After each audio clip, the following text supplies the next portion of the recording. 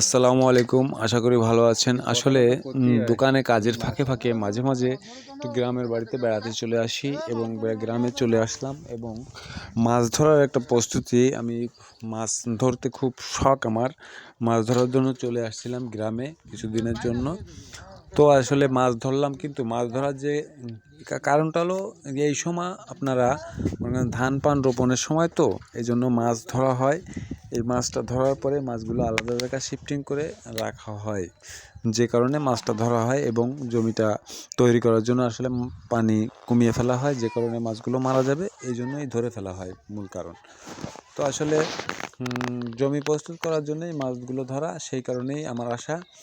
তো আমি আসছিলাম শখের বসে। আসলে আমি ধান পান রোপণ করি না, আর এটা আমাদের দুলোবাইদের ঘের বোনাইদের, সেখানে আসছিলাম মাছ ধরার জন্য, যে কারণে একটু শখও পূরণ হলো আর একটু আপনাদের দেখাতেও পারলাম কিভাবে আসলে প্রসেসিংটা হয়।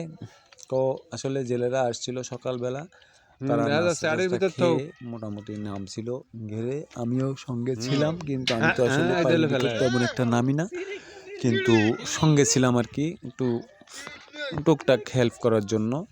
তো আসলে এই যে জালটা ফেলার আগে অবশ্যই জালটা চেক করে নেওয়া উচিত যে জালটা ছেঁড়া ফুটো আছে কিনা, কারণ যখন জালটা আপনার ছেঁড়া ফুটো থাকবে, জালটা যখন ফেলবেন তখন কিন্তু আসলে মাছগুলো বেরিয়ে গেলে কিছু করার থাকবে না, তখন কিন্তু আফসোস করা ছাড়া আর কোনো গতি নাই। কিন্তু জন্য আগে জালটা চেক করে নিতে হবে। আর এই যে জেলেগুলো আছে আসলে এরা খুবই অভিজ্ঞ, এবং জাল ফেলার পরে যে নিচে যে দুইজন লোক দেখতেছেন, এরা কিন্তু আসলে মূল ভূমিকা পালন করে, কারণ এরা হচ্ছে মাটির নিচ থেকে জালটা মিশিয়ে নিয়ে আসে এবং যাতে মাছগুলো বেরিয়ে যেতে না পারে। আর উপরে দুইজন জাস্ট সাপোর্ট দিয়ে রাখছে, উপর থেকে মাছগুলো লাফ দিয়ে না চলে যায়। ছোটখাটো কোনো টেন্ডার তো আমরা আর নেই না। আমি আসছিলাম পিছনে, আসলে ওই যে হাঁড়ি, তারপরে বস্তা টস্তা এগুলো নিয়ে, যে মাছ পাইলে ওগুলোর ভিতরে রাখবে, এগুলো নিয়েই ছিলাম সঙ্গে।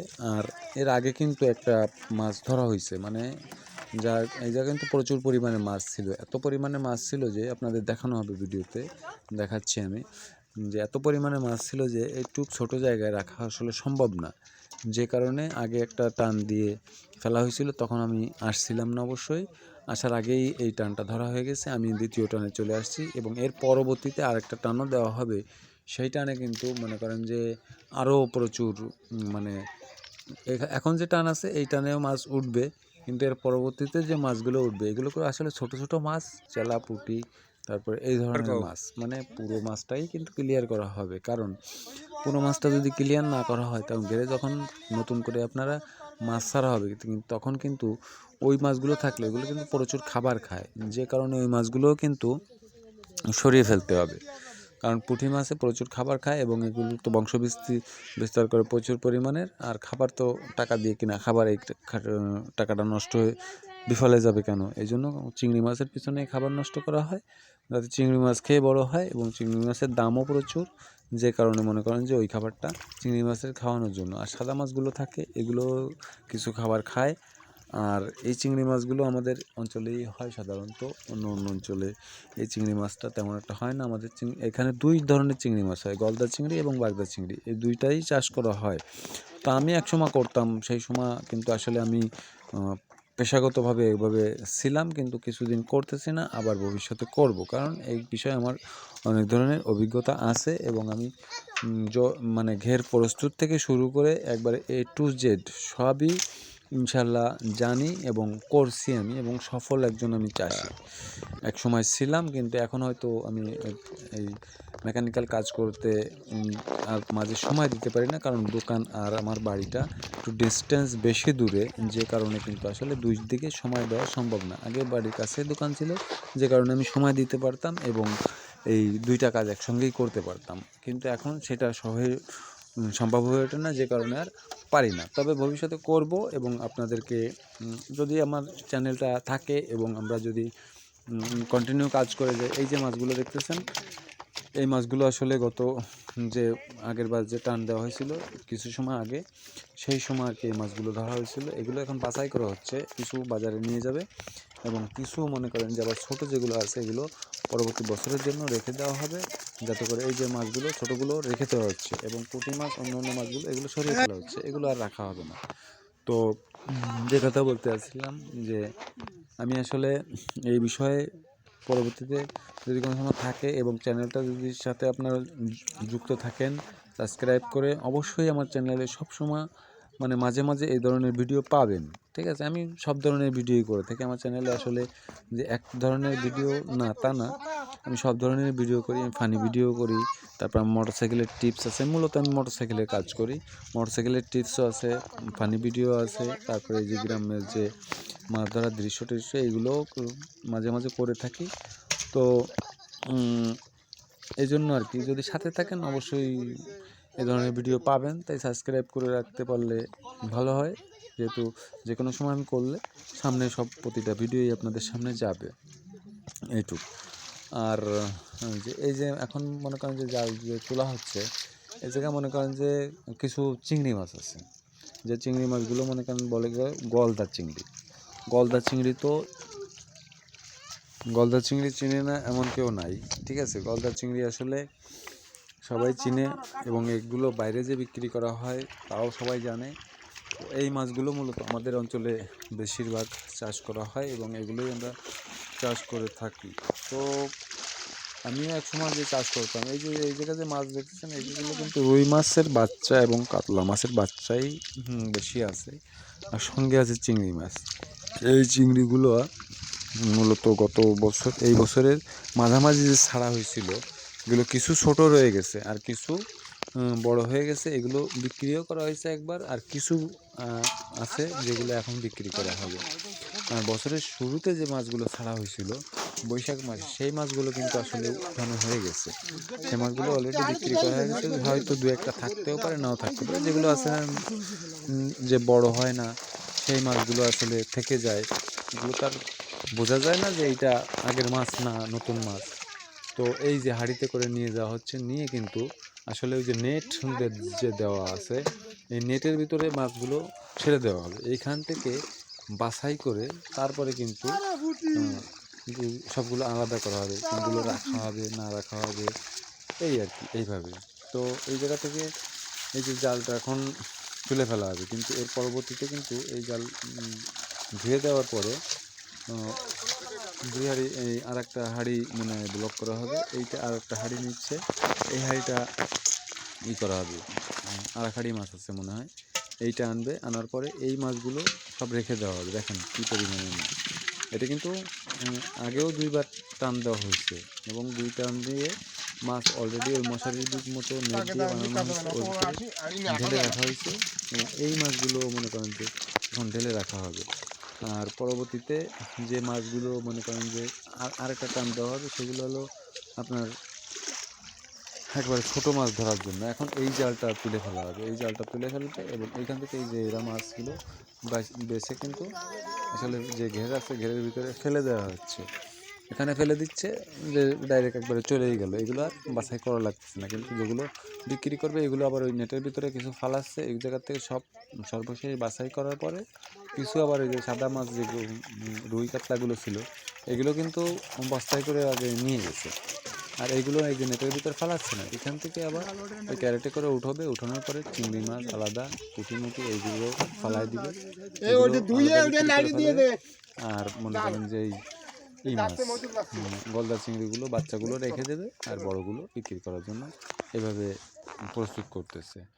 তো এখন এই যে প্রসেসিংটা হচ্ছে, এখন কিন্তু মূলত যে পুঁটি মাছ, ঠিক আছে, পুঁটি মাছ, চেলা মাছ, এই মাছগুলোর কিন্তু ব্যাপক চাহিদা ভাই, সেই রকম চাহিদা। কারণ এই যে মাছগুলা, এই মাছগুলো আমাদের এই যে লোকাল বাজারে বলেন আর গ্রাম, আমাদের এই সাইডে তো মনে করেন যে তেমন মানে এগুলো চাহিদা নাই। চাহিদা নাই বলতে কি, আমরা তো এইগুলো অ্যাভেলেবেল পাই। আমি যে এই যে খালে আমাদের খালে জাল আছে, আমি মাঝে মাঝে জাল ওই জায়গায় পাতায় রাখি। তো মাঝে মাঝে যে পরিমাণের মাছ পাই, এই জন্যগুলো মনে করেন যে ফালায়া দিতে হয়। ঠিক আছে, তো আর কি নষ্ট করি না, ঠিক আছে, আবার খালের মাছ খালেই ছেড়ে দিই, পরিমাণ মতো রাখি ছেড়ে দিই। কারণ পুঁটি মাছ খাইতেও চায় না কেউ, অ্যালার্জির সমস্যা। কিন্তু শহরে তো মাছ মনে করেন যে এই মাছগুলোই মনে করেন যে কী বলবো, সেই লেভেলের একটা চাহিদা। তো এই মাছগুলো আসলে আড়তে নিয়ে যাওয়া হয় সেই মাছ ধরার জন্য। এই যে ছোটো যে জালটা নিয়ে এখন নামা হয়েছে না, এই জালের ভিতরে মনে করেন যে একমাত্র চেলা মাছ, ওই চেলা মাছগুলো দেখবেন যে কী সুন্দর মাছ। একটু পরেই দেখানো হবে। এই মাছগুলো আসলে কিছু দূর আনার পরে একটা করে জালটারে ব্লক করে দেওয়া হবে, দেওয়ার পরে এগুলো তুলে ফেলা হবে। কারণ পুরোটা যদি একটা টান দেওয়া হয় তাহলে এই জালে মাছ রাখাই যাবে না। এই পরিমাণে মাছ কিন্তু এখানে আছে, এখনও বোঝা যাচ্ছে না, কারণ পানি আর মাছ প্রায় সমান হয়ে গেছে। তো এটা মূলত পুরোটা এই যে 2 বিঘা 2.5 বিঘা জায়গার মাছ শুধু এই ছোট্ট একটু জায়গার ভিতরে চলে আসছে। মনে করেন যে 3 টান অলরেডি দেওয়া হয়ে গেছে, সেই মাছগুলো ফালায় দেওয়া হয়েছে। দেওয়ার পরে এখন লাস্ট ফিনিশিং আছে আপনার। এই যে কত লম্বা দেখেন, ফিনিশিংটা হচ্ছে আপনার যে মাছগুলো থাকবে, এই মাছগুলো ওই ছোটো মাছ এইগুলো ধরার জন্য কিন্তু এই প্রসেসিংটা মানে একবারে মশারির যে ছিদ্র আছে না, এই ছিদ্রর থেকে একটু বড় হবে, এই পরিমাণে ছিদ্রওয়ালা জাল দিয়ে এখন এই জায়গা নামা হয়েছে। এবং এই মাছগুলোই কিন্তু মনে করেন যে করা হবে, ধরা হবে, ধরে নেওয়া হবে। ব্যাপক চাহিদা, মানে গত সিজনে বিক্রি করছিল প্রায় 50,000 টাকার মতো শুধু এই চেলা আর পুঁটি মাছ। তো এইবারও আশা করা যায় ওই রকম হবে, কিন্তু কতটুকু হবে পানির নিচের মাছ এটা বলা যায় না। তারপরে মনে করেন যে দেখতে আবার চলে গেছে ওইদিকে। যাই হোক, এই যে মাছটা এখন কিন্তু একটা কিছু দূর আইছে, বেশি দূর না, সামান্য কিছু দূর আইছে, মনে করেন যে 20 হাতের মতো আইছে। আসার পরে এই যে জালটা একটা তোলা দেওয়া হচ্ছে, কারণ কিছু পরিমাণে এই জায়গা ঢুকে গেছে, যেগুলো আলাদা করে যদি না নেওয়া হয় পরবর্তী মাথা পর্যন্ত গেলে কিন্তু মাছ যে পরিমাণে হবে তাতে ওই মনে করেন যে হারিতেও পারবে না, আর দ্বিতীয়ত জালেও কিন্তু ঠিকমতো থাকবে না।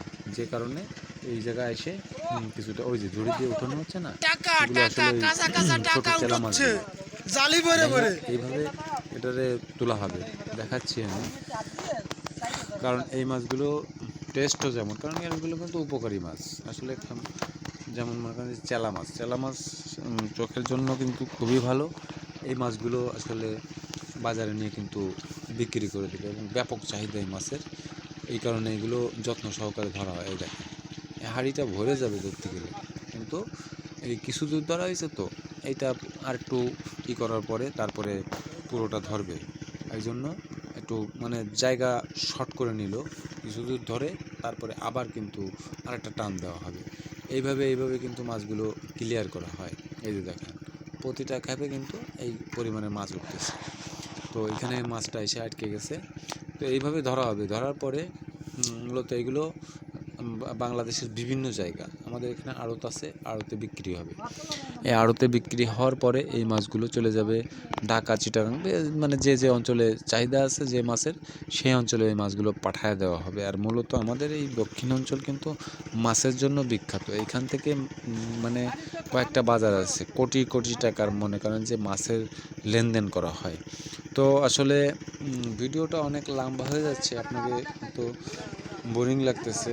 বোরিং লাগার কিছু নেই, কারণ আমি জানেন শখের বসে এই মাছগুলো গাড়িটা আবার চলে গেল ধরার জন্য দেখার জন্য বুঝছো, শুধু একমাত্র এই গ্রামে কাদা মাটির ভিতরে নাই ফোন দিচ্ছে, রাগ হচ্ছে, আপনাদেরও দেখানোর জন্য চেষ্টা করি, ঠিক আছে। তার কারণ মূলত আসলে সময় পাই না আর সুযোগও হয় না, ঠিক আছে। এই কারণে তার সময় পেলাম, চলে আসলাম। তো এখন আসলে আর বেশি লম্বা করবো না, এখন মূল বিষয়ে চলে যাই। আপনার মাছগুলো নিয়ে যাচ্ছে একজন হাঁড়ি ধরে, বিহারি নিয়ে যাচ্ছে এগুলো। ঢেলে দেওয়া হবে, ঢেলে দেওয়ার পরে এখান থেকে বাছাই করে তারপরে মাছগুলোকে আলাদা করে নিয়ে যাবে, নিয়ে বাজারে বিক্রি করবে। তো কিছু ময়লা টয়লা থাকে, এগুলো পরিষ্কার করা লাগে। সেই কারণে এই যে মশারি দেখুন, মশারির ভিতরে কিন্তু মাছ রেখে দেওয়া হয়েছে আপনার ওই যে চারা মাছ, ছোটো মাছগুলো বুঝলি। এই যে মাছ এখানে ঢেলে দেওয়া হচ্ছে, দেখেন এই মাছ এই রাখা হবে, বালতিতে রাখা হবে। তো আল্লাহ হাফেজ, ভালো থাকবেন।